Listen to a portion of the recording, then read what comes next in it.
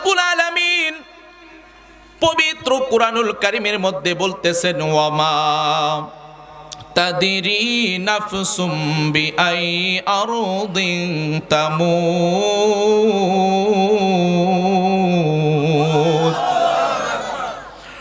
ও বান্দা, দুনিয়াতে আমি তোমাকে পাঠিয়েছি মৃত্যু নামক একটি বস্তুর মাধ্যমে। আমি তোমাকে দুনিয়া থেকে আবার নিয়ে যাব।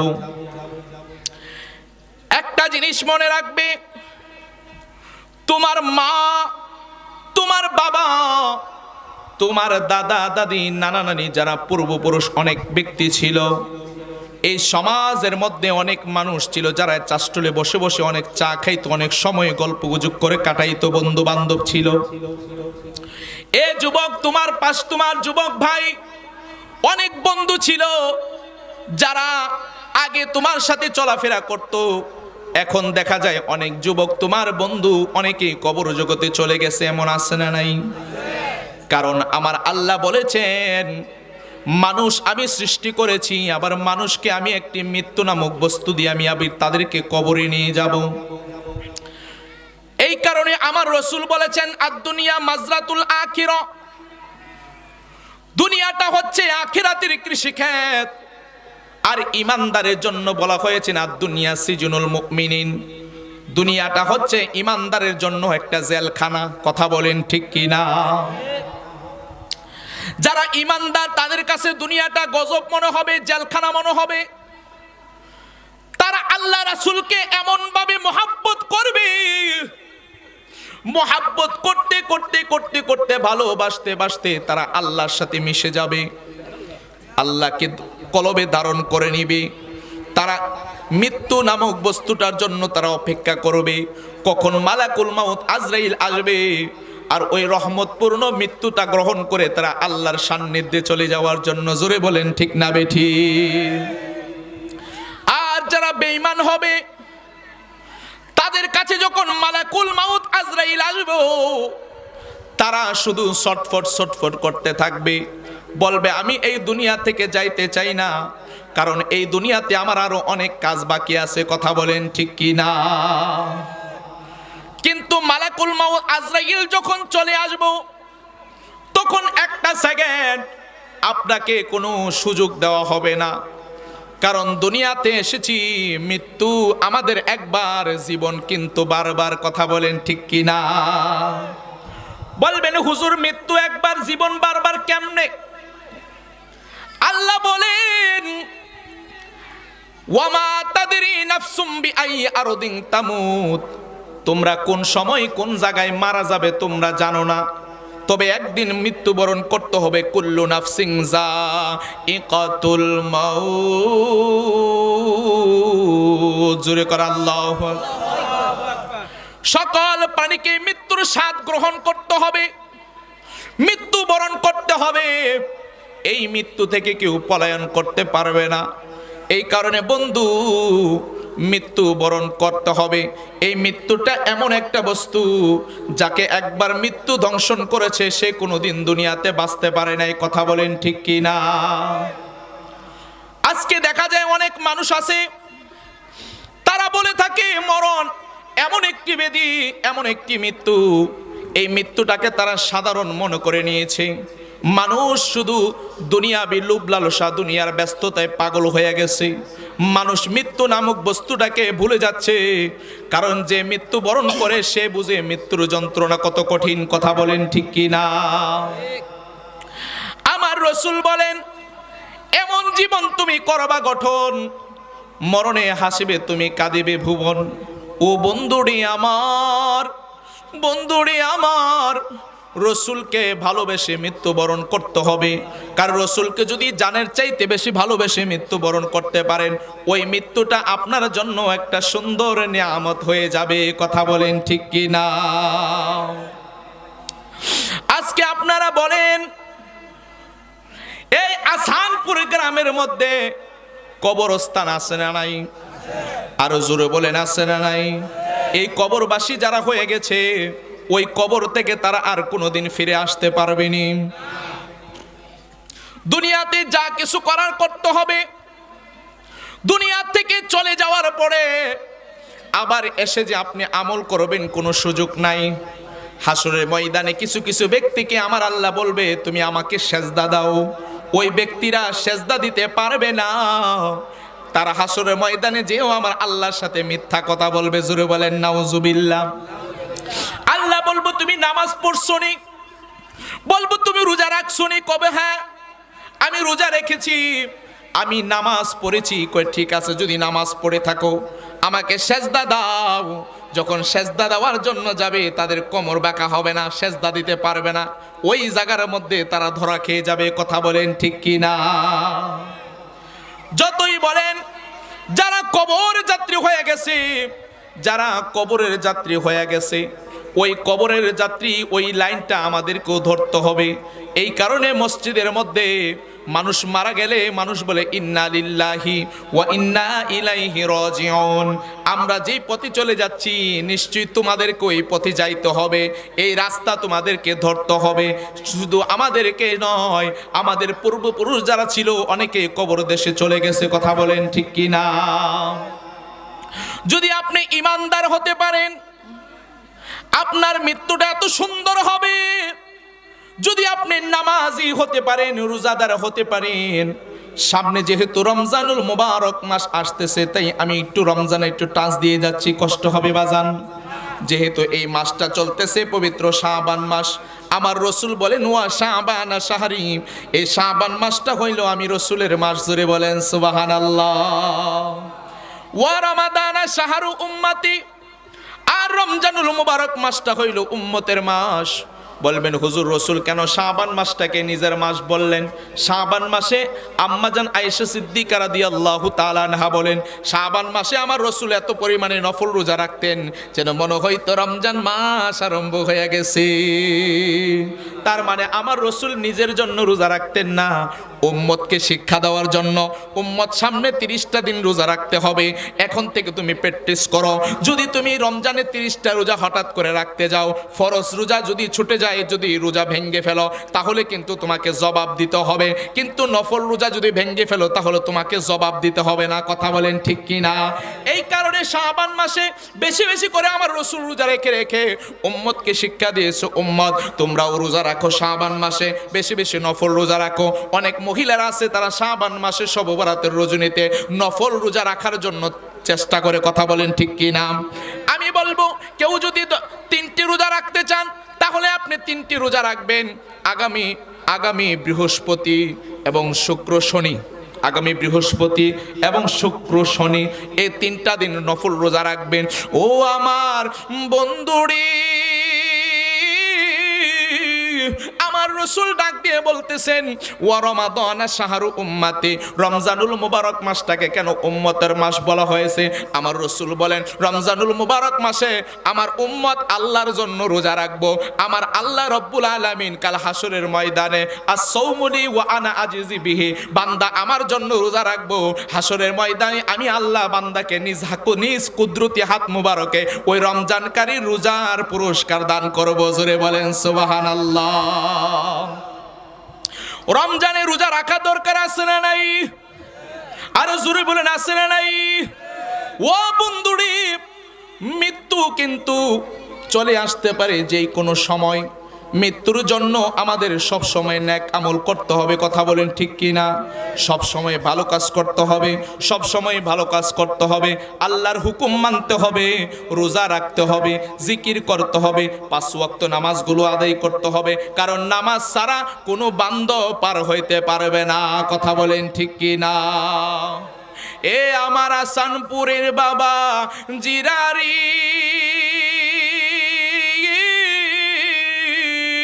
আল্লাহু আকবার।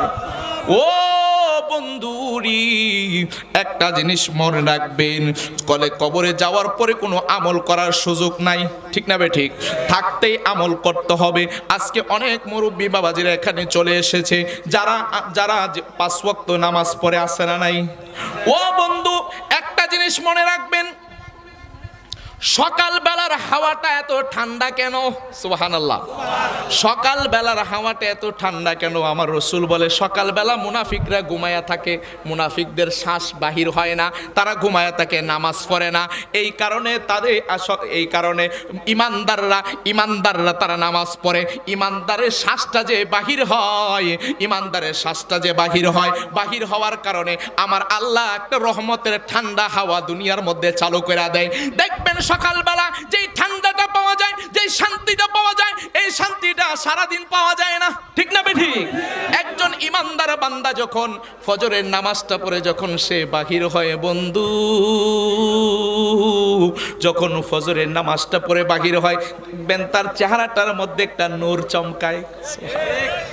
ঠিক নেই, একটা শান্তি পাওয়া যায়। এবং ফজরের নামাজটা পইরা যখন আপনি কাজে বাহির হইবেন, ক্ষেত নিরিতে বের হবেন, বাজারে যাবেন, দেখবেন কোনোদিন ফজরের নামাজ পইরা বাজারে গেলে দোকানদার আপনারে ঠকাইতে পারবো না। সুবহানাল্লাহ। ফজরের নামাজ পইরা যদি কাজে যান, আমার আল্লাহ কাজে বরকত বাড়াইয়া দিব। সুবহানাল্লাহ। আর দেখবেন এক ব্যক্তি সারাটা দিন 5 ওয়াক্ত নামাজ ছেড়ে দিল, শুধু ব্যবসা করলো, রাত্রে 10টা 11টার সময় আইসা 12টার সময় হিসাব টিসাব গুছাইয়া আসে, আইসা এমন ডাকটাই না ঘুম দেয়, ফজরের নামাজ পড়তারে না, 10টার সময় যায় দোকান খোলে। কিন্তু দেখবেন বলবেন যদি জিজ্ঞাসা করেন ভাই ব্যবসা করে কেমন লাভ, কই হুজুর শান্তি নাই। কই কেন? আপনার অনেক সুন্দর ব্যবসা। কই বরকত নাই, শুধু বাকি নিয়ে বড়ে রাখছে। কথা ঠিক না বেঠি? কই ওয়াজ করতেছি কিন্তু সংসারের অভাব যায় না, দোকানদারি করতেছি সংসারের অভাব যায় না, ব্যবসা করতেছি সংসারের অভাব যায় না। ছেলেটা বিদেশে যাওয়ার জন্য 5 লক্ষ টাকা জমা দিয়ে রাখছি, 14 লক্ষ টাকা ইটালির জন্য দিয়ে রাখছি, কিন্তু আমার ছেলেটার ভিসাটা হচ্ছে না, আমার ছেলেটা যাইতে পারতেছে না। কিন্তু বুঝে না যদি 5 ওয়াক্ত নামাজ পড়া সন্তানের জন্য আল্লাহর কাছে দোয়া করত, আর চোখের পানি সাইরা যদি বলতো আল্লাহ গো আমার সন্তানটা বিদেশ পাঠাইতে চাই, তুমি ব্যবস্থা করে দাও। আপনারা বলেন নামাজ পড়ে দোয়া করলে আমার আল্লাহ দোয়া কবুল করে কি করে না? আমরা তো ফাও রাস্তায় দৌড়াই, সঠিক রাস্তা বুঝি না, ঠিক না বেঠিক? সঠিক রাস্তা হইল আল্লাহ এবং রসুলকে খুশি করতে হবে, ঠিক না বেঠিক?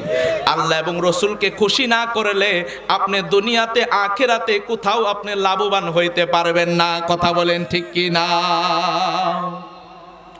বন্ধুরে আমার, ও হাসানপুরের বন্ধু, মরতে হবে একদিন। ওই মরণটা কিন্তু সাধারণ কোনো মরণ নয়। আপনি যদি ইমানদার হইতে পারেন তাহলে আপনার মৃত্যুটা বড় আরামদায়ক হয়ে যাবে, আর যদি আপনি বেঈমান হয়ে মারা যান তাহলে আপনার মৃত্যুটা বড় ভয়ঙ্কর হবে। ও বন্ধুরে আমার রসুলের একজন সাহাবী মৃত্যুবরণ করলেন। আমার রসুল ওই সাহাবীর লাশটাকে নিয়ে কবরের পাশে গেলেন। যাওয়ার পরে বন্ধু একজন সাহাবী কবরের মাটি খোঁড়া শুরু করলো, আরেকজন সাহাবী মাটি খোঁড়া শুরু করলো। মাটি করতেছে কবর খনন করতেছে। আমার রসুল কবরের পাশে বসে রইলেন, লাশটাকে পাশে রাইখা। অসংখ্য সাহাবায়ে কেরাম চতুর্দিক দিয়ে দাঁড়ায় রইলেন। আমার রসুল যখন বসে রইলেন, ওই সাহাবায়ে কেরাম কি করলেন? কবর খনন করতেছে। হঠাৎ কইরা আমার রসুল একবার আসমানের দিকে তাকায়, আরেকবার কবরের লাশটার দিকে তাকায়, একবার আসমানের দিকে তাকায়, আরেকবার কবরের লাশটার দিকে তাকায়। ডাক দিয়া কয় সাহাবীরা রে, আল্লাহু আকবার, ও সাহাবায়ে কেরাম, তোমরা কি জানো মানুষ মারা গেলে মৃত্যু ব্যক্তির সাথে কবরে হাসরে আসমানের মধ্যে কি করা হয়? সুবহানাল্লাহ। সাহাবায়ে কেরামের তো ভাগ্য অনেক ভালো। রসুল যখনই কোনো কিছু বলতে চাইতেন বলতে ইয়া রাসূলুল্লাহ, আল্লাহ এবং রাসূলই ভালো জানে। ইয়া রাসূলুল্লাহ আপনি বলেন না, আমরা জানি আপনার কাছ থেকে। জোরে বলেন সুবহানাল্লাহ। আমার রসুল বলেন যদি তুমি ইমানদার হও তাহলে তোমার মৃত্যুটা এমন হবে 2টা লক্ষণ তোমার ভিতরে দেখা যাইব। যদি 2টা ভালো লক্ষণ দেখতে পারো তাহলে বুঝতে পারবা এই ব্যক্তিটা জান্নাতি। সুবহানাল্লাহ। সাহাবায়ে কেরাম বলেন ইয়া রাসূলুল্লাহ, নবী গো 1 নাম্বার কারণ কি? কয় 1 নাম্বার কারণ হইল যদি দেখো ওই ব্যক্তিটা মারা যাওয়ার পরে তার কপালটা ঘামতেছে, সুবহানাল্লাহ, তার কপালটা ঘামতেছে, চিকন ঘাম দিছে। আমি ওয়াজ করতেছি, চিকন একটা ঘাম দিছে না? যদি দেখো চিকন ঘাম দিছে, বুঝতে পারবা ওই ব্যক্তিটা আমি রসুলের দেখতে দেখতে তার মরণ হয়েছে। সাহাবায়ে কেরাম বললেন, ইয়া রাসূলুল্লাহ, নবী গো, তাহলে 2 নাম্বার কারণ কোনটা? কয় 2 নাম্বার কারণ হইল, যদি দেখো একটা মানুষ মারা যাওয়ার পরে তার চেহারাটা হলুদ হলুদ দেখা যায়, সুবহানাল্লাহ, তাইলে বুঝে নিবা ওই ব্যক্তিটার মৃত্যুটা আমি রসুলের কালেমা পড়তে পড়তে হয়েছে। জোরে বলেন সুবহানাল্লাহ। এবার সাহাবায়ে কেরাম বললেন, ইয়া রাসূলুল্লাহ, নবী গো, যেহেতু সাহাবায়ে কেরাম প্রশ্ন করেছে, এই কারণে আমরা জানতে পেরেছি, ঠিক না বেঠিক? সাহাবায়ে কেরাম প্রশ্ন করলেন, নবী গো, ইমানদার ব্যক্তির মৃত্যুর লক্ষণ 2টা, একটা হইল চিকন গাম দিব, আরেকটা হইল চেহারাটা হলুদ হলুদ দেখা যাইব, কিন্তু বেঈমানের মৃত্যুর লক্ষণ কোনটা? এবার আমার নবী ডাক দিয়া বলে, সাহাবীরারি, ও সাহাবায়ে কেরাম, 1 নাম্বার কারণ হইল, যদি দেখো কোনো ব্যক্তি মারা যাওয়ার পরে হা কইরা মারা গেছে রে বাজান, যদি দেখো কোনো মৃত্যু ব্যক্তি চোখ 2টা উল্টায়া দিয়া মারা গেছে, যদি দেখো কোনো মৃত্যু ব্যক্তি মারা যাওয়ার পরে পায়খানা প্রস্রাব করে তার কাপড় চোপড় নষ্ট করে ফেলছে, তাহলে বুঝে নিবা ওই ব্যক্তির মৃত্যুটা বড় খারাপ হয়েছে। জোরে বলেন নাউজুবিল্লাহ। আমার ভয় লাগে বন্ধু, না জানি এমন মৃত্যু আমার হয়নি, না জানি এমন মৃত্যু আমার আঙ্কেলের হয়নি, না জানি এমন মৃত্যু আসানপুরবাসীর হয়নি, যেই মৃত্যু আমার রসুলকে দেখে দেখে হবে, যেই মৃত্যু আমার রসুলকে দেখতে চায়, যে মরণের সময় আমরা রসুল দেখতে চাই কি চাই না? আরো জোরে বলুন, রসুল দেখতে চাই কি চাই না? ও বন্ধুরি, যদি মরণের সময় আমার মুখটা হা করে থাকে, যদি মরণের সময় চোখ 2টা উল্টায়া দেয়, যদি মরণের সময় পায়খানা প্রস্রাব করে নষ্ট করে ফেলি, না জানি কবরের মধ্যে আমাদের সাথে কোন অবস্থা হইব। আল্লাহু আকবার। না জানি কবরের মধ্যে কোন অবস্থা হইব। ও আমার বন্ধুরি, মরণ কিন্তু কাউকে ছাড় দেয় না, মরণ কিন্তু কাউকে রেহাই দেয় না। মরণ যাকে একবার ধরবে তাকে মালাকুল মাউত আজরাইল কবর নিয়ে ছাড়বো।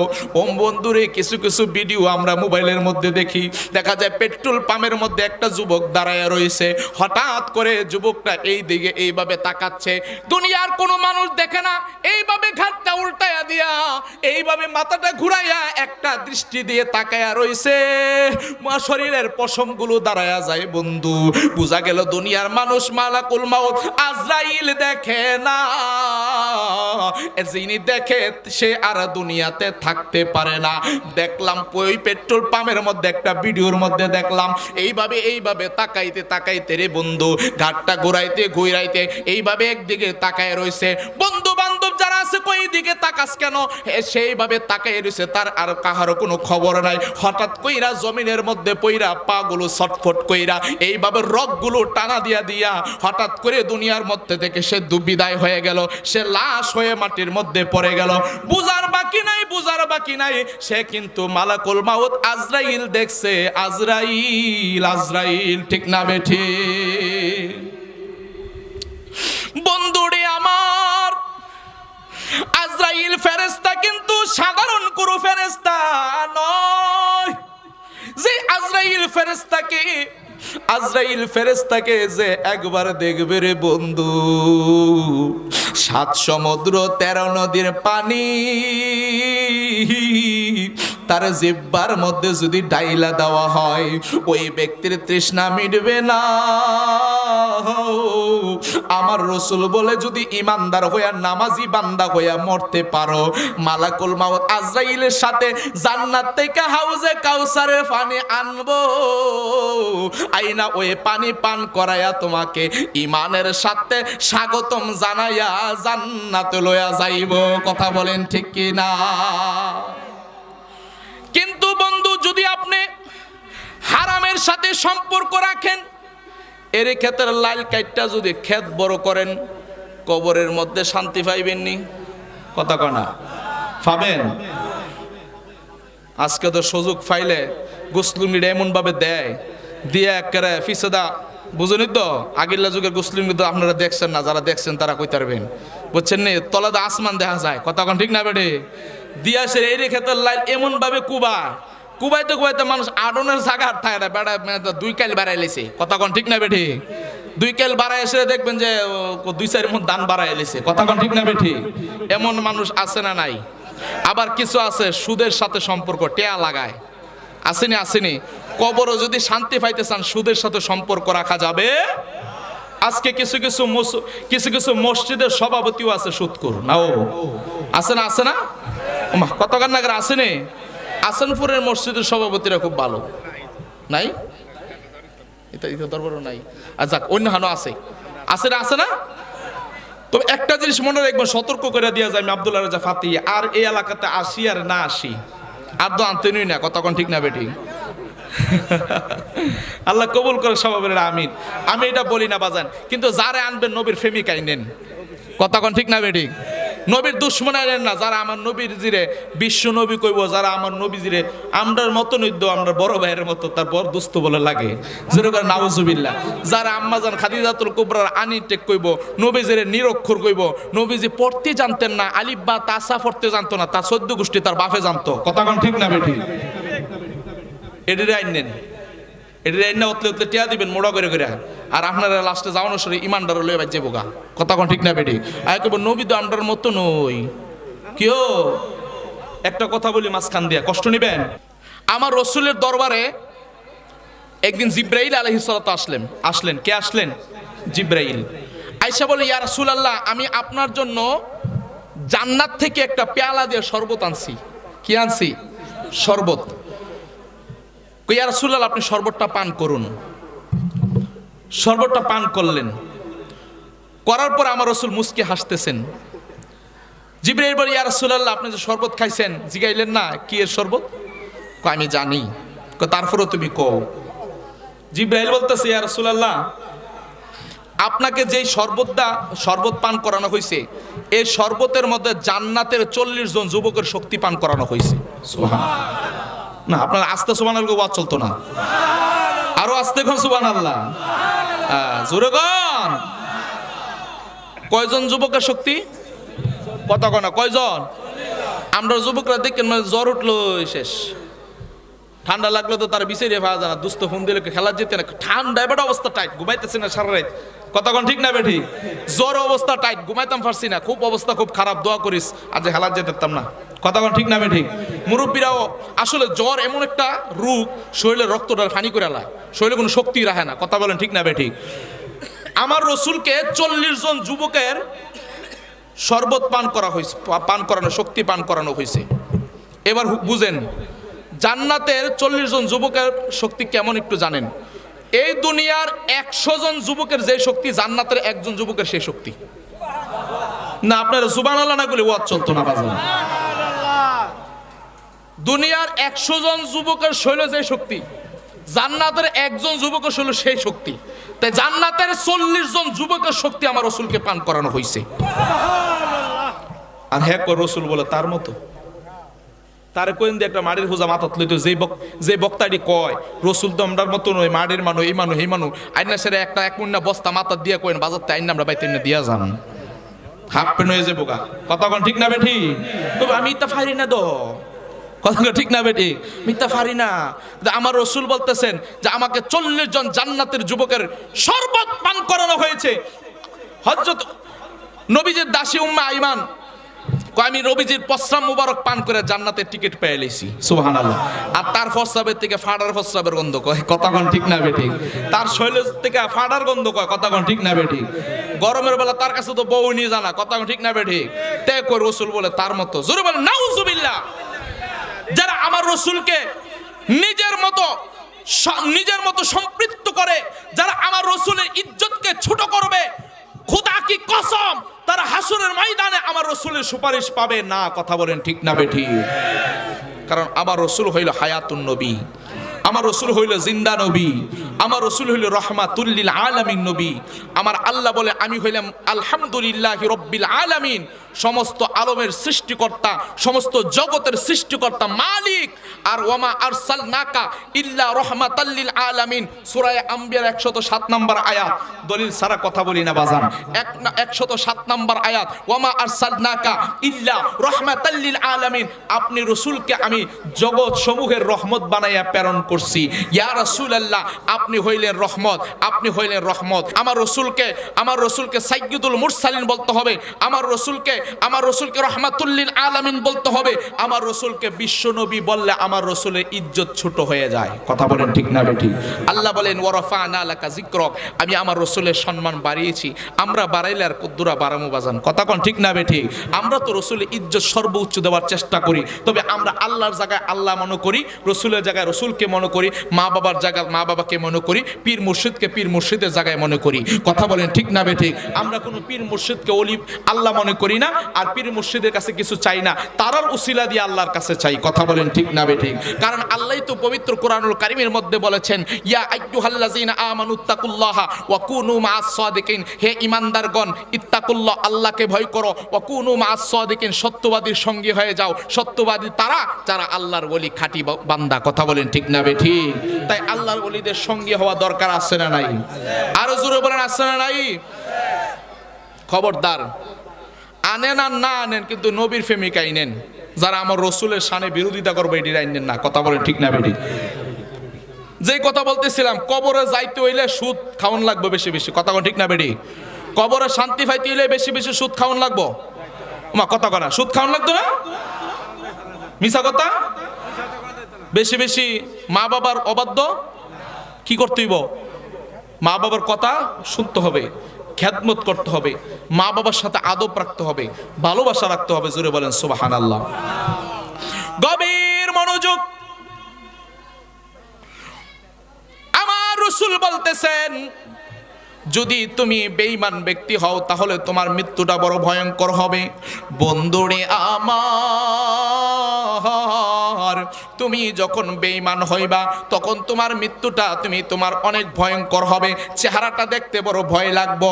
আজকে সমাজের মধ্যে অনেক মানুষ আছে, মারা যাওয়ার পরে তার এই মুখটা হা করে থাকে, তখন তাকে গামছা দিয়ে এই মুখটাকে লাগাইতে হয়। কথা বলেন ঠিক কি না? চোখ দুইটা মেইলা রাখে, চোখগুলো বন্ধ করতে হয়। অনেকে বলে বুঝি এই চোখ দিয়া তার রুহুটা বাহির হয়েছে, অনেকে বলে সে মুখ দিয়া রুহুটা বাহির হয়েছে। না না বন্ধু, মুখ দিয়া এবং চোখ দিয়া রুহু বাহির হয় না। রুহু একটা আল্লাহর কুদরতি রুহু, যে রুহুর ব্যাপারে আমার আল্লাহ বলেছেন রুহু এমন একটা বস্তু যেটা আল্লাহর হুকুমে আসে এবং চলে যায়। এটা আসার এবং চলে যাওয়ার কোনো রাস্তা নাই, এটা অটোমেটিক ঢুকে আবার অটোমেটিক বাহির হয়ে যায়। কথা বলেন ঠিক কি না?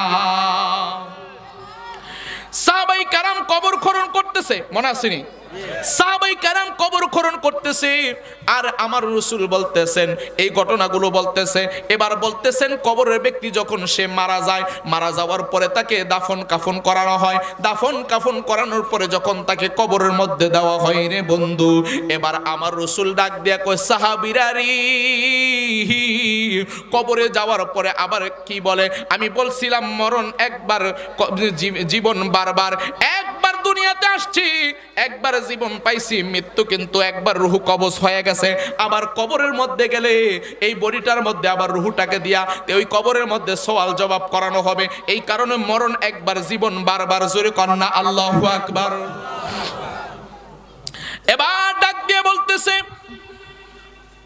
যখন মানুষটাকে কবরস্থ করে ওই মানুষগুলো যখন 40 কদম দূরে চলে যায়, এবার কবরের মধ্যে দুইটা ফেরেশতা আসবে। আয়েশা, আপনাকে কবরের মধ্যে সওয়াল জবাব করব কি করব না? ও বন্ধু, যদিও এই ওয়াজগুলো পুরান ওয়াজ, কিন্তু এই সময়গুলো প্রত্যেকের জীবনে একবার হলেও আসবে। কথা বলেন ঠিক কি না? বন্ধুরে আমার, ও আমার হাসানপুরের বন্ধু, আমার রাসূল বলে যদি তুমি বেঈমান হও তাহলে তোমার কবরের মধ্যে সর্বপ্রথম যদি তুমি বেঈমান হও, কবরের মধ্যে তোমার সর্বপ্রথম 3টা আযাব থাকবো। 1 নাম্বার আযাব হইল কবরের মাটি এই দিক দিয়া 40 গজ দূরে চইলা যাইব, ওই দিক দিয়া 40 গজ দূরে চইলা যাইব।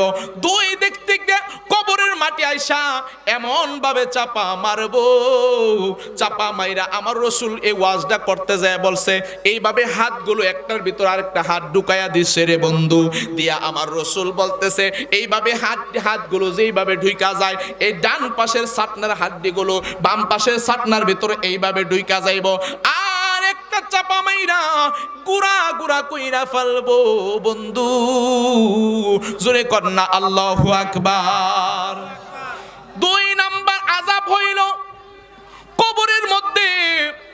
কবরের মধ্যে একটি সর্প আসবে, যেই সর্পটা থাকবে 40 গজ লম্বা, ওই সর্পটার চোখগুলো থাকবে আগুনের চোখরে বাজান, ওই সর্পটার মাথার মধ্যে থাকবে মহিলাদের চুলের মধ্যে, ওই সর্পটার ওই দাঁতগুলো থাকবে লোহার দাঁত। ও বন্ধুরে, ও হাসানপুরের বন্ধু, ওই কবরের সাপের শরীরের মধ্যে দুনিয়ার পচা সাপের গন্ধ থাকবো। জোরে কন্যা নাউজুবিল্লাহ। এমন ভয়ঙ্কর সাপ আপনাকে কবরের মধ্যে যদি আপনি প্রশ্নের জবাব না দিতে পারেন, আপনাকে এইভাবে কবরের মধ্যে দংশন করতে থাকবে, করতে করতে করতে করতে হাসরের ময়দান পর্যন্ত আপনাকে দংশন করতে থাকবে, আপনাকে দংশন করতেই থাকবে। এবার 3 নাম্বার আযাব কি জানেন নি? 3 নাম্বার আযাব হইল বন্ধু জাহান্নামের দরজাগুলো আপনার জন্য খুলে দেওয়া হবে। ওই জাহান্নাম থেকে আপনার কবরের মধ্যে জাহান্নামের কালো ধুমা আগুন আসতে থাকবে। জোরে কন্যা নাউজুবিল্লাহ। আমার যুবক ভাইরা, আমার রাসূল বলেন এইভাবে আযাব হবে। এবার সাহাবাই কেরাম ডাক দেয়া বলে নবী গো, আর যদি ইমানদার হয় ইমানদার ব্যক্তিকে কি কবরের মাটি চাপা দিবনি? এবার আমার নবী ডাক দেয়া বলে ও সাহাবীর আরি, ও সাহাবাই কেরাম রে, কবরের মাটি ইমানদারকে চাপা দিব, কিন্তু এমন চাপা দিত না ইমানদারের শরীরের মধ্যে আস্তে কইরা লাইগা আবার মাটি দূরে চইলা যাইব। মাটিকে জিজ্ঞাসা করা হইল, মাটি তুমি কেন চলে যাবে? মাটি তুমি কেন জোরে চাপা দিবা না? কারণ হইল মাটি বলে ইমানদার কখন আমার কবরের মধ্যে আসব, আমি তার শরীরের মধ্যে লাইগা আমি মাটি খাটি ধন্য হওয়ার জন্য। জোরে কন্যা আল্লাহু আকবার। মৌত নিদান কালের এমন, মৌত নিদান কালের এমন দেখবি দু চোখ অন্ধকার, সারতে হবে এ ভব সংসার, সারতে হবে এ ভব সংসার। বললেন মৌত নিদান কালের এমন, মৌত নিদান কালের এমন দেখবি দু চোখ অন্ধকার, সারতে হবে এ ভব সংসার, সারতে হবে এ ভব। ওরে কি যে কষ্ট হয় মৌতে,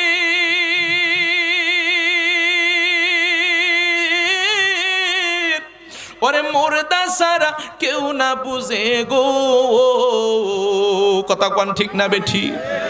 ওরে বুঝলে পাগল হয়তো সবাই, বুঝলে পাগল হয়তো সবাই, রাখিয়া মায়ার সংসার, সারতে হবে এ ভব সংসার, সারতে হবে এ ভব সংসার। বলেন না সবাই, মৌত নিদান কালের এমন, মৌত নিদান কালের এমন দেখিবি দু চোখ অন্ধকার, সারতে হবে এ ভব সংসার, সারতে হবে। ওরে কি যে কষ্ট হয় মৌতে, আরে মুর্দা সারা কেউ না বুঝে গো। ওরে বুঝলে পাগল হয়তো সবাই, বুঝলে পাগল হয়তো সবাই, রাখিয়া মায়ার সংসার, সারতে হবে এ ভব সংসার, সারতে হবে এ ভব। আহার মৌত নিদান কালের এমন মৌত নিদান কালে হের এমন দেখিবি দু চোখ অন্ধকার সারতে হবে এ ভব সংসার সারতে হবে ওরে সাদা কাফন পরাইয়া ওরে রাখবো কবরে শুয়াইয়ায়ু ঠিক না বে ঠিক আরো জোরে বলতে হবে ঠিক না বে ঠিক ওরে সাদা কাফন পরাইয়া ওরে রাখবো কবরে শুয়াইয়া গো আল্লাহ সারা মাবুদ নাই রে নবী সারা উপায় নাই রে ভাবো মনোবারে বাহার সারতে হবে এ ভব সংসার সারতে হবে এ ভব আহার মৌত নিদান কালের এমন মৌত নিদান কালের এমন দেখিবি দু চোখ অন্ধকার সারতে হবে এ ভব সংসার সারতে হবে এ ভব সংসার ওরে মাটির বিছানা মাটির ঘরে ওরে থাকবা তুমি একলা পরে ঠিক না বেঠি আরো জোরে বলেন ঠিক না বেঠি ওরে মাটির বিছানা মাটির ঘরে ওরে থাকবা তুমি একলা পড়ি গো ওরে সঙ্গের সাথী কেউ হবে না সঙ্গের সাথী কেউ হবে না ওই কবরে তুমার সারতে হবে এ ভব সংসার সারতে হবে এ ভব সার মৌত নিদান কালের এমন মৌত নিদান কালের এমন দেখিবি দু চোখ অন্ধকার সারতে হবে এ ভব সংসার সারতে হবে একটা জবান বন্ধ রাখবেন না জবানটা খুলে বলেন না আল্লাহু আকবার আমার রাসূল বলে কবরের মাটি যখন ইমানদারকে ছুঁয়ে চলে যাবে যাওয়ার পরে ইমানদার ব্যক্তির সাথে কবরের মধ্যে একটা সুন্দর নিয়ামতের ঘোষণা করা হবে সুবহানাল্লাহ ইমানদার ব্যক্তি কবরের মধ্যে তিনটা প্রশ্নের জবাব দিয়া দিব আল্লাহু আকবার বেঈমান ব্যক্তির যখন প্রশ্ন করব তোমার রবকে বলবে লা আদ্রি তোমার রাসূলকে বলবে আলা আদ্রি বলবে তোমার দিন কি তোমার ধর্ম কি বলবে লা আদ্রি আমি জানি না জোরে কন্না নাউজুবিল্লাহ নামাজ পড়া দরকার আছে না নাই রোজা রাখা দরকার আছে না নাই সময় থাকতে ইবাদত করতে হবে কথা বলেন ঠিক কি না পরে সময় গেলে সাধন হবে না এটি থেকে লালন গীত ঠিক নেই জাকিতা বেশি উল্লাহ পাল্লা কইলে আবার হুজুরের উল্লাহ পাল্লা টানে সমস্যা আছে নে সমস্যা আছে ওরে দেখলে মুর্শিদ ভালো লাগে নইলে বারে জ্বালা যারা মুর্শিদের ফেম হয়েছে যারা বয়াত হয়েছে না বয়াত হয়েছে এমন ক্যাটাগরি আছে না তুরন্ত দেখি আচ্ছা যারা যারা বয়াত হয়েছে এ তারা বুঝবো মুর্শিদের ফেমের টান কথা কন ঠিক না বেঠিক ওরে দেখলে তারে ভালো লাগে নইলে বারে জ্বালা আমার মুর্শিদের পাইলে গো গলাই দিতাম মালা ঠিক না বেঠিক ওরে দয়ালের পাইলে গো গলাই দিতাম মালা ওরে জ্বালায় জ্বালায় জইলা পুইরা অন্তর হইছে কালারি জ্বালায় জ্বালায় জইলা পুইরা অন্তর হইছে কালা ওরে এই আশেকারা প্রেম কহরিয়া হইছে হৃদি বানাহারি ঠিক না ঠিক ওরে দেখলে তারে ভালো লাগে নইলে বারে জ্বালা আমার মুর্শিদ চান রে পাইলে গো গলাই দিতাম মালা জুরি করনা আল্লাহু আকবার যাক আইডা মুর্শিদি ওয়াজ করলে আবার অন্য লাইন কথা বুঝতে পারছি না আমি কবরটা বোঝানোর চেষ্টা করতেছি বন্ধু কবরের মধ্যে যখন ইমানদার ব্যক্তি তিনটা প্রশ্নের জবাব দিয়া দিব তখন ইমানদার ব্যক্তি কবরের মধ্যে আবার শুয়ে থাকবে, অপেক্ষায় থাকবে। 3টা প্রশ্নের জবাব তো আমি দিয়ে দিলাম, আমি তো মার রব্বুকা রবের কথা বললাম, রসুলকে রসুলের কথা বললাম, দিন কি ইসলামের কথা বললাম, 3টা প্রশ্নের জবাব আমি দিলাম। দেওয়ার পরে কবরের মধ্যে শুয়ে থাকবে। আমার রসুল বলে ইমানদার ব্যক্তি কবরের মধ্যে শুয়ে থাকবো, তখন হঠাৎ করে ওই কবরের মধ্যে এক ব্যক্তি আগমন করবে। জোরে বলেন সুবহানাল্লাহ। কবরের মধ্যে একটা ব্যক্তি আসবে, আয়েশা বলবে লাব্বাইকা ইয়া ইমানদার। সুবহানাল্লাহ। কবরের মধ্যে ইমানদারকে সালাম দিব, ইমানদার সালামের জবাব লইব। এবার বলবে, ইমানদার বলবে আপনি কে? ওই ব্যক্তিটা বলবে, হে ভাই ইমানদার ব্যক্তি, আপনাকে আমার আল্লাহ নিয়ামত স্বরূপ আমার আল্লাহ একটি ঘোষণা দিয়েছে, আগে আপনি আমার আল্লাহর দয়া এবং ক্ষমা গ্রহণ করুন। সুবহানাল্লাহ। বলবে ঠিক আছে, আমি কবুল করে নিলাম, দয়া এবং ক্ষমা গ্রহণ করুন। তিনি দয়া এবং ক্ষমা গ্রহণ করে নেবেন। বলবে আমার আল্লাহর কাছ থেকে সুসংবাদ আপনার জন্য, আপনাকে আমার আল্লাহ ইমানদার হিসাবে কবুল করেছে। বলবেন আপনি ইমানদার হিসাবে কবুল হয়েছেন। কবরের ব্যক্তি আনন্দে ভরপুর হয়ে যাবে, বলবে ভাই আপনি কে? তখন বলবে আপনাকে আমার আল্লাহ একটা নিয়ামত দিয়েছে, আমার পরিচয় আমি পরে দেব। নিয়ামত দিয়েছে, সেই নিয়ামতটা হইল আমার আল্লাহ আপনাকে জান্নাত দিয়েছে। সুবহানাল্লাহ। কয় জান্নাত দিয়েছে? কাহা? ইমানদার ব্যক্তি জান্নাত দেখার জন্য পাগল হয়ে যাইব। এবার বলবে বন্ধু, ইমানদার ব্যক্তি জান্নাত দেখার জন্য পাগল হয়ে যাইব। ইমানদার ব্যক্তি যখন পাগল হয়ে যাইব, ওই ব্যক্তিটা ডাক দিয়া বলবো, ও ইয়া ইমানদার, আপনি একটু ডান দিকে তাকান। যেই মাত্র কবরের মধ্যে ডান দিকে তাকাইব, ওই দূরে, অনেক দূরে একটা সুন্দর প্রাসাদ দেখতে পারবে, স্বর্ণ দিয়ে এবং রূপো দিয়ে, হীরা মুক্তা দিয়া সাজানো, জান্নাতের পাথর দিয়া সাজানো অনেক বড় সুন্দর একটা জান্নাত দেখতে পাইব। ইমানদার ব্যক্তিটা পাগল হয়ে যাইব ওই জান্নাতে যাওয়ার জন্য। এবার বলবে ঠিক আছে, আমার আল্লাহর ক্ষমা এবং দয়া গ্রহণ করেছি, জান্নাত আমার আল্লাহ দিয়েছে, জান্নাত পাওয়ার জন্য আমি জান্নাত দেখেছি, কিন্তু আপনি কে? আপনি আমাকে এত সুন্দর খবরগুলো দিচ্ছেন। বলবে আরেকটা জিনিস, আপনি জান্নাতে কি যাইতে চান? কয় হ্যাঁ আমি জান্নাতে যাইতে চাই। তাহলে একটা জিনিস মনে রাখবেন, আমি যে আপনার কাছে আসছি আমি কে আপনি জানেননি। কয় আমি হইলাম দুনিয়ার জমিনের আপনার নেক আমল। দুনিয়ার জমিনের নেক আমল। বলবো আল্লাহ আমাকে পাঠাইছে, আপনি দুনিয়াতে যে নামাজ পড়েছেন, রোজা রেখেছেন, কোরআন তেলাওয়াত করেছেন, তাসবিহ পড়েছেন, রাসূলের উপরে দুরূদ পড়েছেন, আপনি যে ফজরের নামাজটা ঠান্ডার মধ্যে কনকনে শীতের মধ্যে যায় মসজিদে আদায় করছেন, আল্লাহু আকবার, আপনি যে জুমার নামাজটুকু আদায় করেছেন, আপনি যে হালাল খেয়েছেন, আপনি যে সুদ খান নাই, আপনি যে ঘুষ খান নাই, আপনি যে আমল করেছেন, আল্লাহ রাসূলকে খুশি করেছেন, এই কারণে আমার আল্লাহ সকল ইবাদতগুলোকে একটা জুটি বানাইয়া, একটা বস্তু বানায়, একটা ফেরেশতার মতো কইরা আমার কাছে পাঠাইয়া দিছে। আমি ব্যক্তিটা, আমি আপনাকে যতক্ষণ পর্যন্ত জান্নাতে না পৌঁছাইব ততক্ষণ পর্যন্ত আমি আপনার পিছন ছাড়ব না। এবার ইমানদার ব্যক্তিকে ওই ব্যক্তিটা কবরের মধ্যে এইভাবে বলবে, নাউম নাউম, আপনি ঘুমান, আপনি ঘুমাইতে থাকেন, আমি আপনার পাশে আছি, আমি আপনার সঙ্গ ছাড়ব না, আমি আপনাকে জান্নাতে ঢুকাইয়া তারপরে আপনার সঙ্গ ছাড়ব। জোরে কন্যা সুবহানাল্লাহ।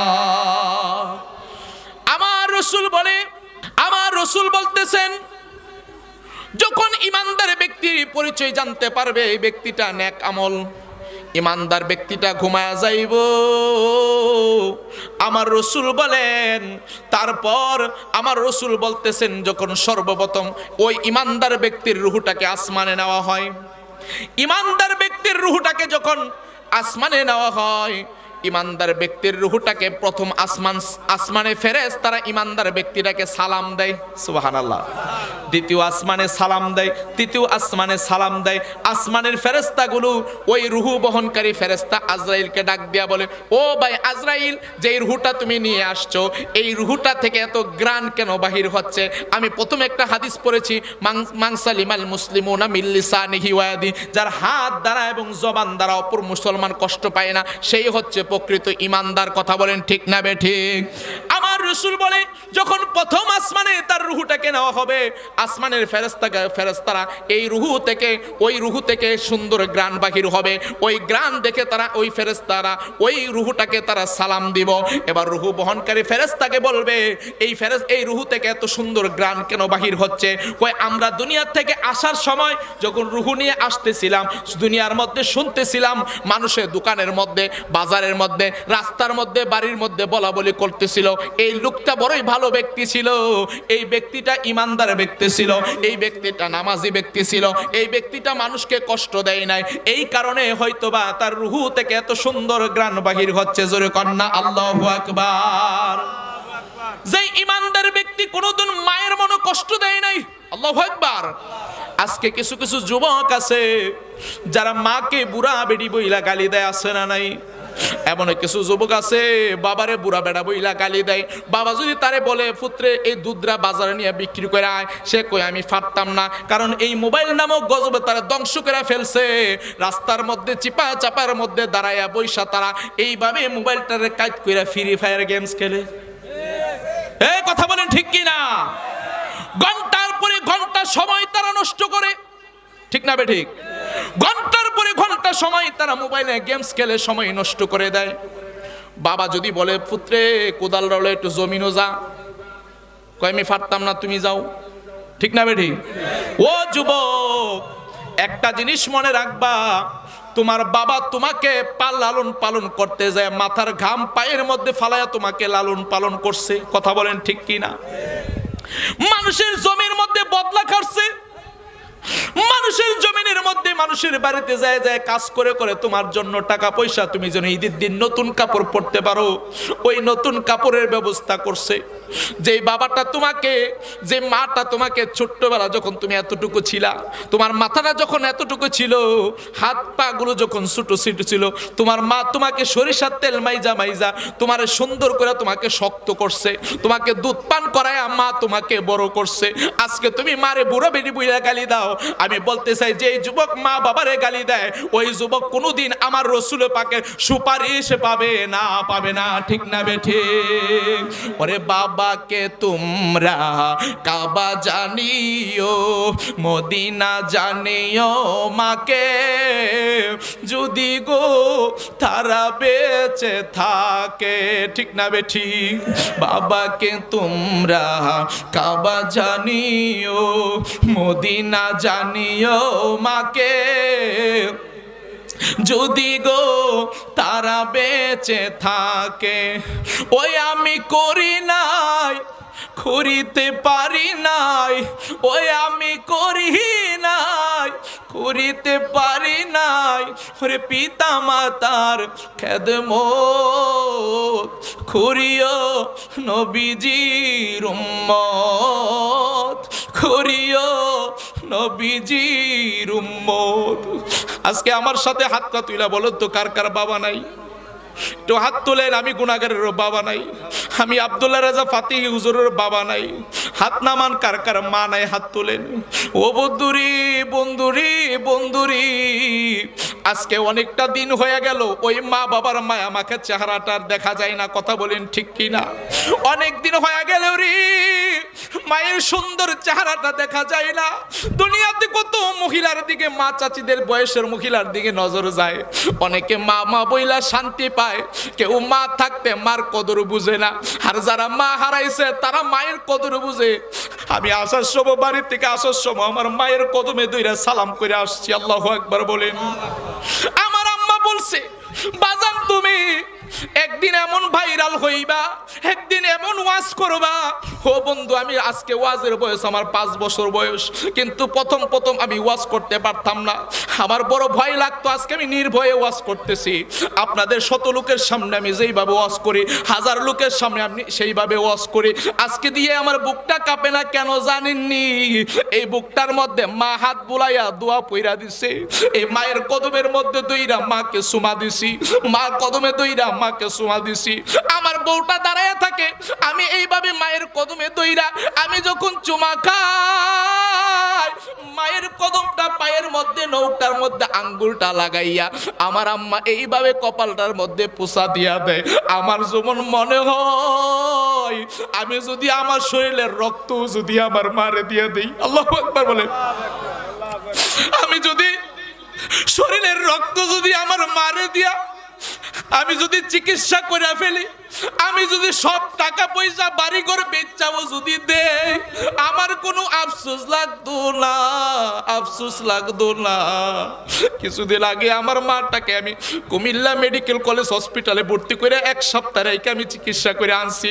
ও বন্ধুরি, আমি যে এত বড় বক্তা, আমি যে ওয়াজ মাহফিল করি, যাই কিছু করি, আমি যে ওয়াজ করি বড় বক্তা বলি না, আল্লাহ যদি আমাকে করে, আমি যতই ওয়াজ মাহফিল করি, যা কিছু করি, ওই হসপিটালে বেঞ্চের মধ্যে সারা রাত্র মশার কামড় খাইছে, আরে মারে পাহারা দিছি। আল্লাহু আকবার বলে, সারা রাত্র মশার কামড় খাইছি।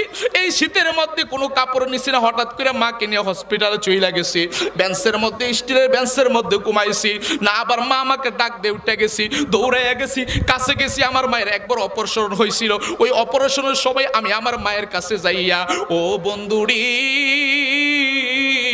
একটু পর পর মা পানি চায়, আমি মাকে মুখা দিয়া, বোতলের মুখা দিয়ে আমি মারে পানি খাওয়াইছি।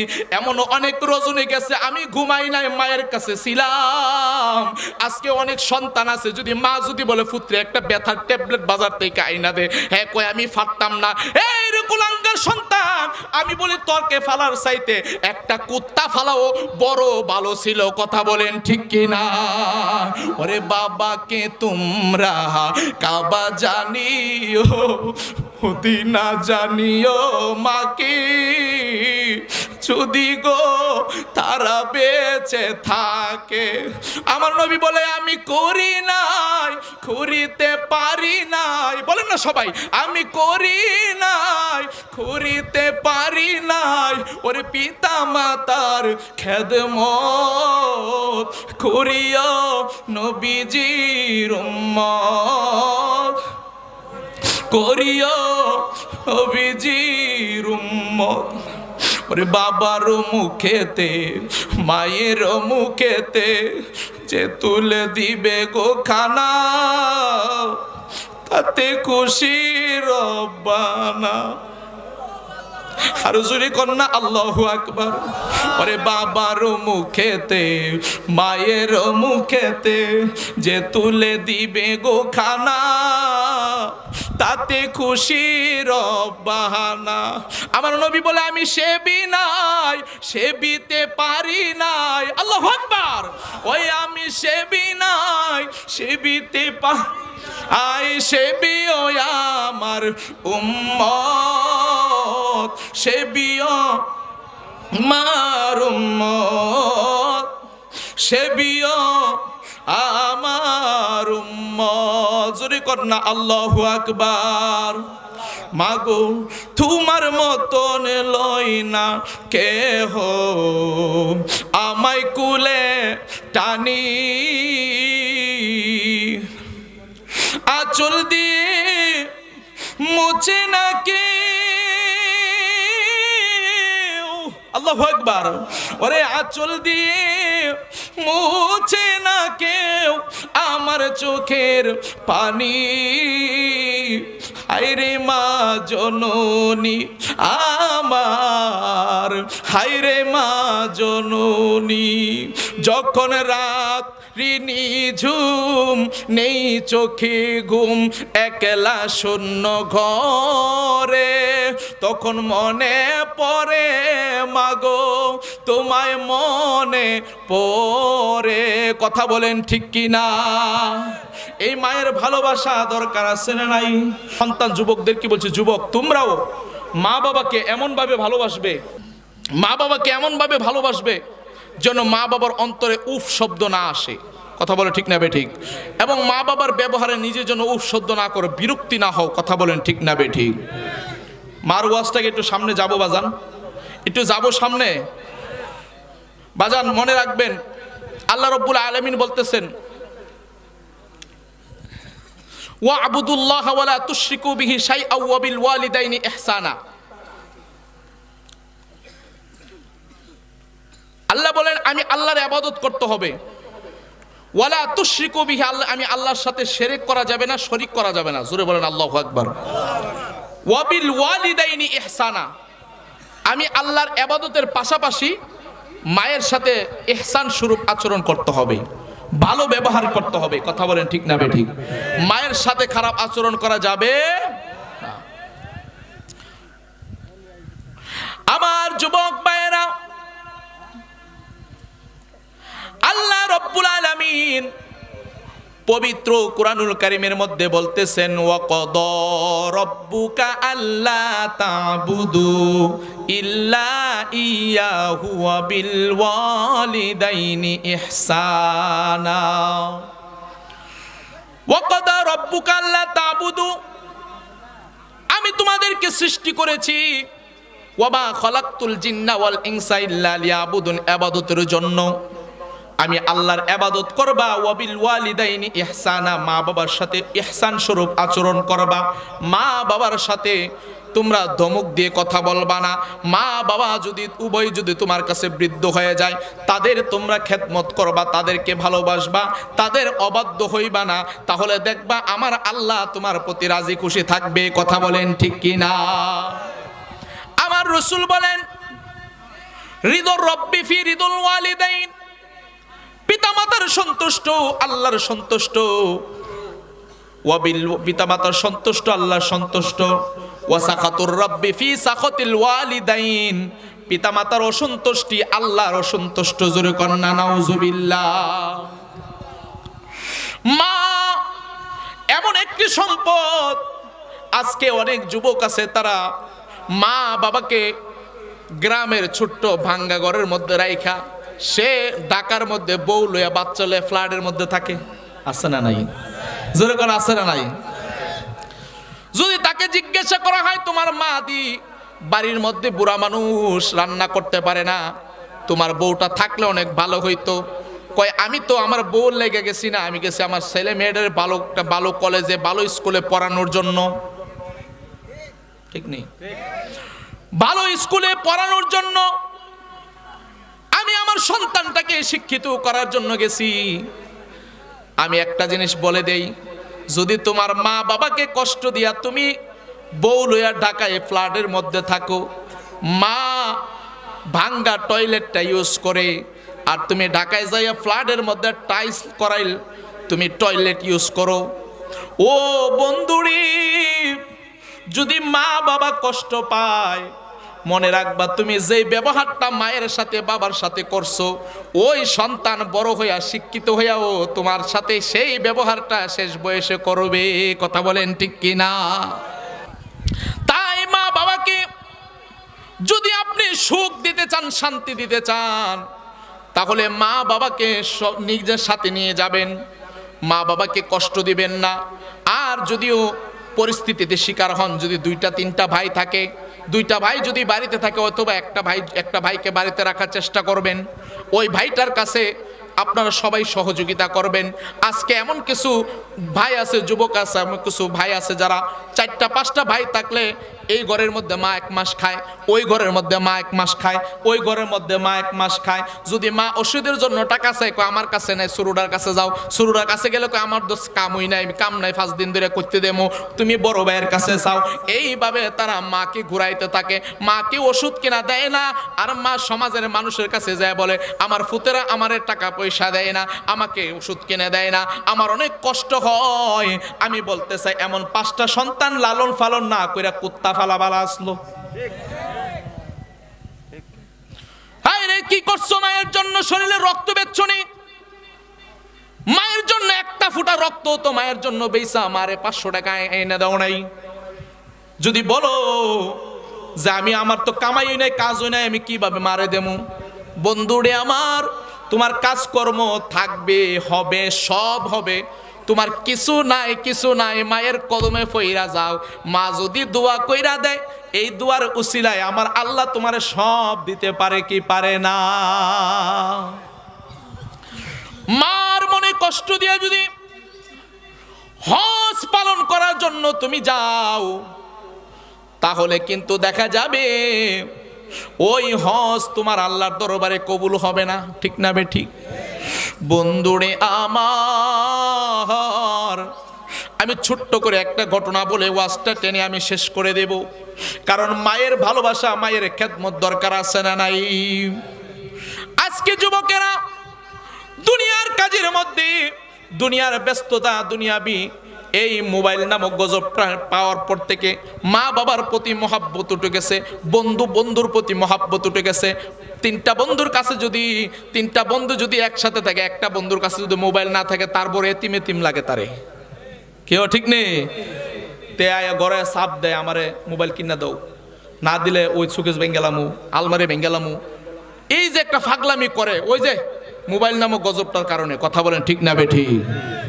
ঘন্টার পরে ঘন্টা সময় কাটায় তারে, কিন্তু মা বাবা তার যদি একটা হারা দেয়, তার কাছে এটা বড় মেহনত লেগে জায়গা। এমন সন্তান আছে না নাই? কোটি টাকার মালিক হইতে পারবে, কিন্তু মায়ের মনে কষ্ট দিলে শান্তি পাইবা না। আমার আল্লাহ ডায়াবেটিস নামক গজব দিয়া, আমার আল্লাহ তোমারে কঠিন রোগ দিয়া তোমারে কষ্ট দিব।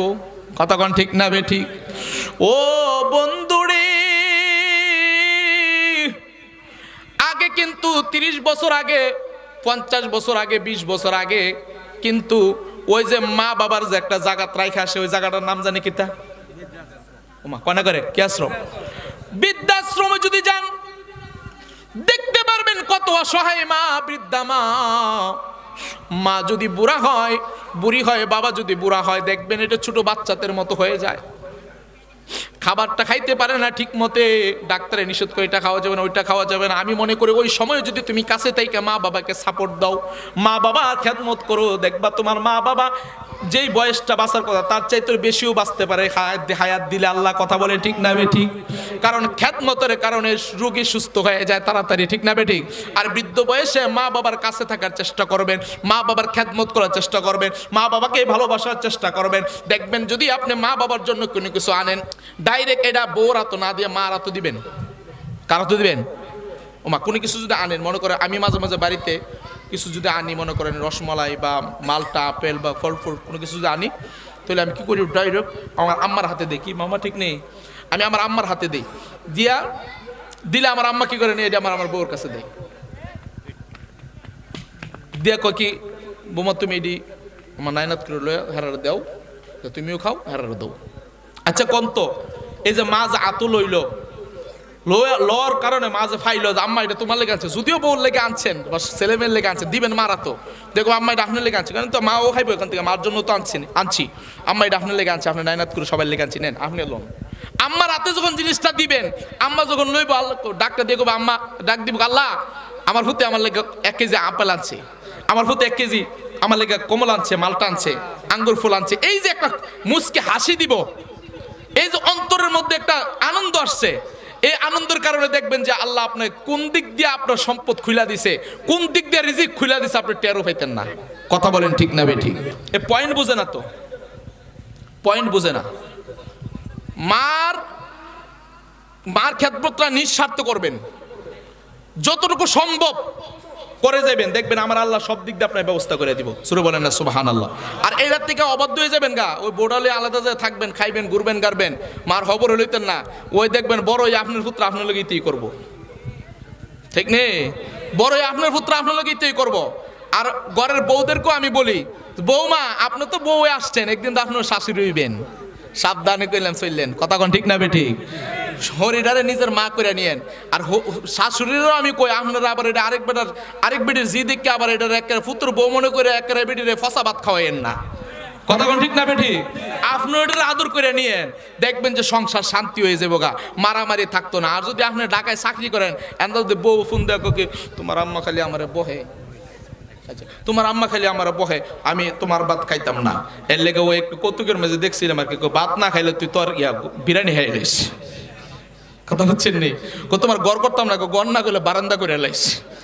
কথা বলছেন নি, আবার এইটাতে বোঝাইলেন না। কথা বলছেন নি, ওখানে ফোন দিয়ে কইব কিন্তু আপনার মা আমার জ্বালায়, আপনার মার ব্যবহার আমার কাছে ভাল লাগে না, একটু 19-20 হইলে রান্না একটু খারাপ হয়েছে। আচ্ছা আপনার বলে রান্নাকে সবসময় একরকম হয়? মাঝে মাঝে তো 19-20 হইতেই পারে, একদিন লবণটা বেশি হইতারে, একদিন কম হইতারে, মনটা ভালো থাকলে রান্নাটা ভালো হয় মাঝে মাঝে, ঠিক না বেটি?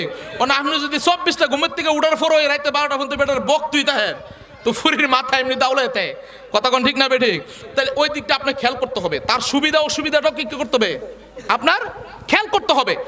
বউ যদি আপনার মার নামে বিচার দেয়, আবার উল্টা বউরে মারে ফোন দিয়ে আবার মারে উল্টা পাল্টা বহা শুরু করেন না, আগে যাচাই করবেন, আম্মার কাছ থেকে শুনবেন, আম্মা আপনার বউ তো, আপনার বউ যদি অন্যায় করে থাকে আপনি আমার কইন, তখন দেখবেন মহিলা জাত গেলাম তারা গেলে ফেটে কথা রাখতে না, কইলে তোর বউ এটা করছে এটা করছে এটা করছে। আপনি আপনি যদি আবার উল্টা কইতেন জান যে তুমি আমার বউরে বকছি কেন, তোর বউ তোর ফোন করে কয় গোলামের ফুট তুই তোর বউ ফাঁকু লেগে সুদ গা, আমি মারে বুঝলে গেছুদ গা, এই যে একটা আগুন লাগিয়ে যাবো, কথা কোন ঠিক না বেঠিক? এই আগুনটা না লাগাইয়া মারে কইবেন মা কোনো সমস্যা হইলে আমার কইন, আপনি বজুদুল্লাহ ফাল্টা করে আমার কইন কইলাম, আমি হারে যেটা করার করাম, দেখবেন মা ওই যে সেটি ধরেছে দিনের বেলা এমনি ফট করে আপনার কাছে সব কন শুরু করবো, এটা করছে তোর বউ এটা করছে, কথা শুনছে না, এই রান্না ভালো হয়েছে না, ইটা করছে ইটা করছে, এইটি কইব, কইলে কি করবেন? আচ্ছা ঠিক আছে, আচ্ছা আচ্ছা আচ্ছা আম্মা আমি বুঝাইতেছি আপনার বউর, আমি যা কর কমু, আপনি যা কইছেন ওখানে আর কইেন না কিছু, আমি কমু, এরপর যদি উল্লাহ ফাল্লাহ করে আমার তো কইন, ঠিক না বেড়ে? এরপর আপনি বউরে ফোন দিয়া কি বইকে লেবেন, বলে লেবেন না ইচ্ছা মতে, আমি আর কইতাম না এমুকের যে এমুকের যে এমুকের জি বাহির আর কইলাম না মাঝখানেরটি, কথা বলছেন নে, তো বইকেন না, না বইকে হের মতো করে বুঝাইবে।